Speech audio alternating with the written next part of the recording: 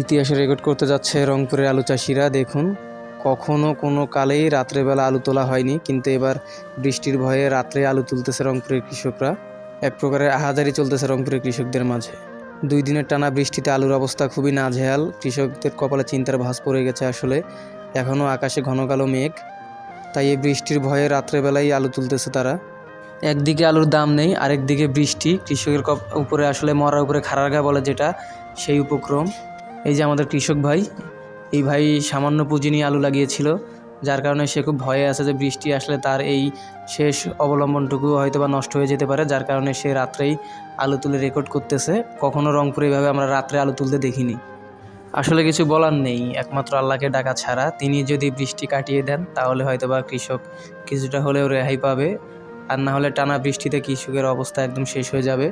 গতবারও আলুর দাম পায়নি কৃষক, এবারও যদি না পায় দাম, একে তো দাম নেই, তার মধ্যে এই যে বৃষ্টি, যদি আলু পছন্দ ধরে তাহলে তাদের অবস্থা কি হবে একবার ভাবুন। সবাই রংপুরের কৃষকদের জন্য দোয়া করবেন, বৃষ্টিটা যেন অন্তত 3-4 দিনের জন্য হলেও কেটে যায়, তাহলে অন্তত কৃষক তাদের আলুটা তুলতে পারবে। না হলে তো বুঝতেই পারছেন কৃষকের কী অবস্থা হবে এবার। ইতিহাসে রেকর্ড করতে যাচ্ছে রংপুরের আলু চাষিরা। দেখুন, কখনো কোনো কালেই রাত্রেবেলা আলু তোলা হয়নি, কিন্তু এবার বৃষ্টির ভয়ে রাত্রে আলু তুলতেছে রংপুরের কৃষকরা। এক প্রকারের আহাজারি চলতেছে রংপুরের কৃষকদের মাঝে।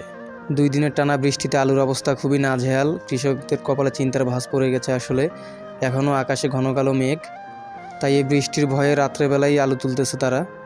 একদিকে আলুর দাম নেই, আরেকদিকে বৃষ্টি। কৃষকের উপরে আসলে মরার উপরে খাড়ার ঘা বলে যেটা, সেই উপক্রম।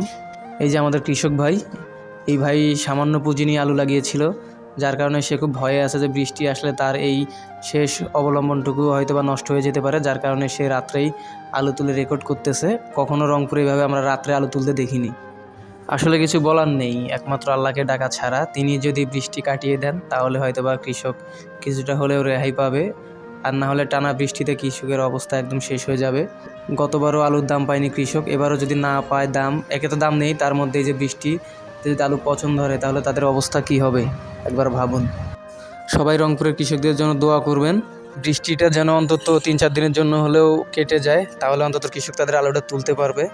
না হলে তো বুঝতেই পারছেন কৃষকের কী অবস্থা হবে এবার।